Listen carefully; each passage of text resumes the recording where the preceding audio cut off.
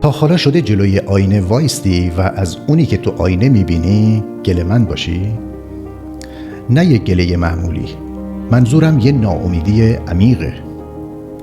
این که حس کنی ته چاهی و هیچ راهی نداری.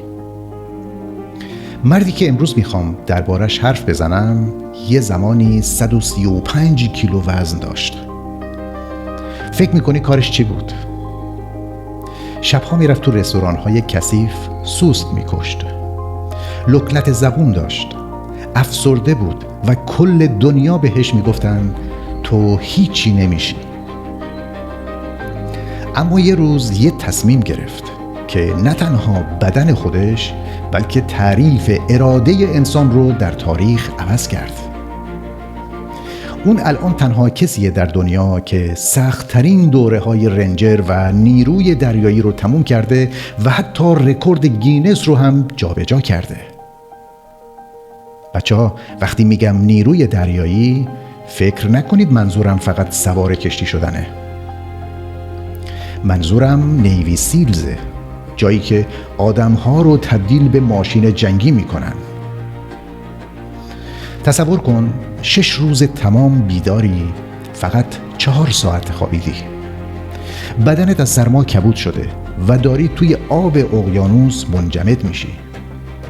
مربی‌ها مدام توی گوش داد میزنن بسه، فقط کافیه اون زنگ رو بزنی تا یه پیتزای گرم و یه تخت خواب بهت بدیم. 90% آدم‌ها اون زنگ رو میزنن. اما گاگینز اون با ساق پاهای شکسته میدوید. میدونی؟ استخون پاش شکسته بود ولی با چسب برق پاش رو محکم میبست که فقط بتونه یه قدم دیگه برداره. اون به بدنش میگفت تو حق نداری منو متوقف کنی، من فرمانده‌ام. اون دیوید گاگینزه و اگه فکر میکنی خسته‌ای و اگه فکر میکنی زندگی بهت سخت گرفته، این ویدیو قرار تمام بهانه‌هات رو به آتیش بکشه. پس تا آخرش با من باش، چون بعد از این 10 دقیقه دیگه اون آدم قبلی نیستی.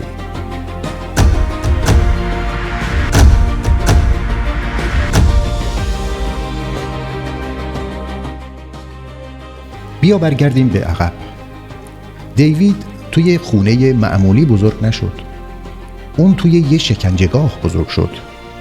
پدرش یه آدم روانی و خشن بود که مادرش و خود دیوید رو هر شب زیر مشت و لگد می‌گرفت. دیوید از همون بچگی یاد گرفت که چطوری با ترس زندگی کنه. استرس اون سالها باعث شد لکنت زبون بگیره. تو مدرسه به خاطر رنگ پوستش مسخرش میکردن. حس میکرد مغزش فلجه چون اصلاً نمیتونست درس بخونه. خلاصه کنم دیوید گاگینز 20 و چند ساله یه بازنده تمام عیار بود.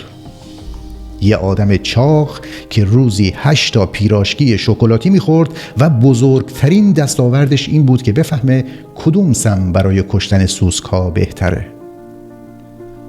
اما یه شب وقتی داشت از خستگی و ناامیدی میمرد یه مستند دید. مستند آموزش نیوی سیلز.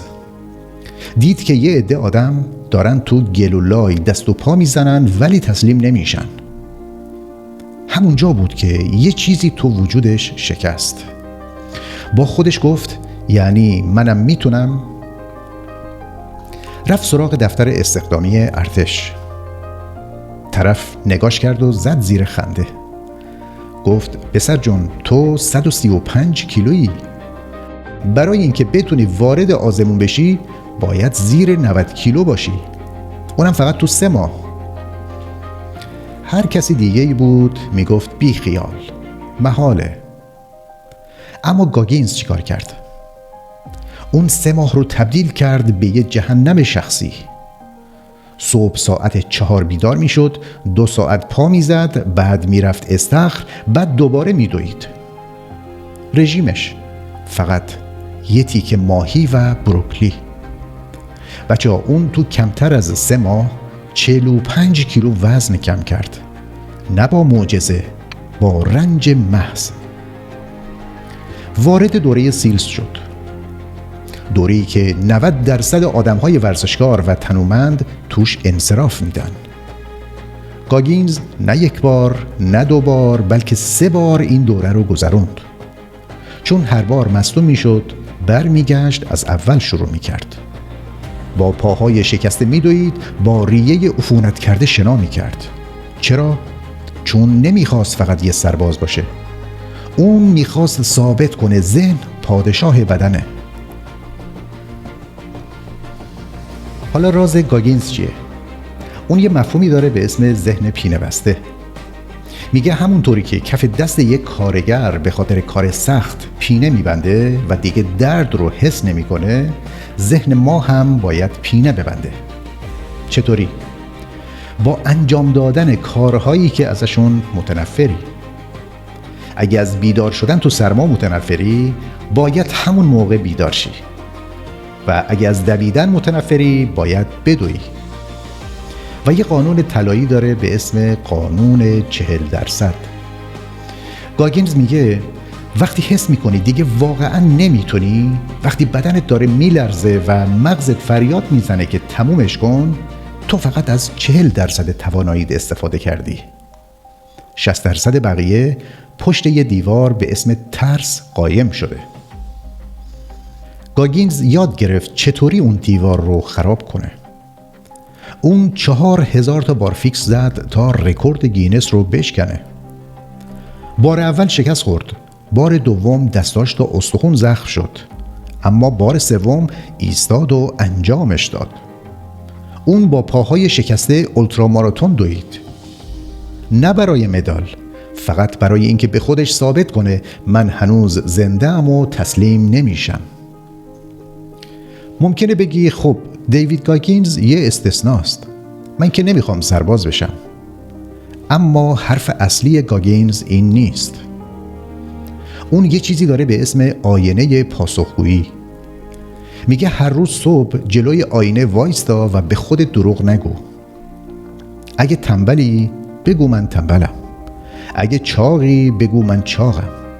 اگه از زندگی عقبی به خودت بگو.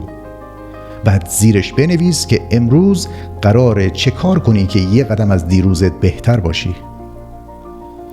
بچه‌ها، موفقیت واقعی تو اون لحظه هاییه که هیچ کس نگاهت نمی‌کنه.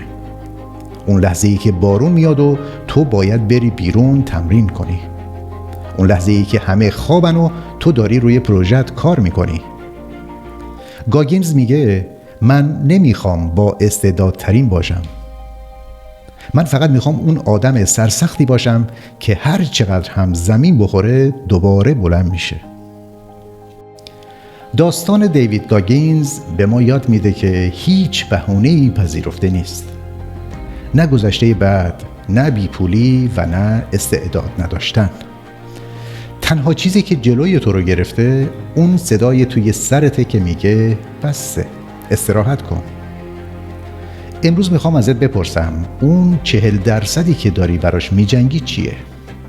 کجا داری به خودت ارفاق میکنی؟ توی کامنت ها برام بنویس من تسلیم نمیشم. بذار این جمله اولین قدمت برای پینه بستن ذهنت باشه.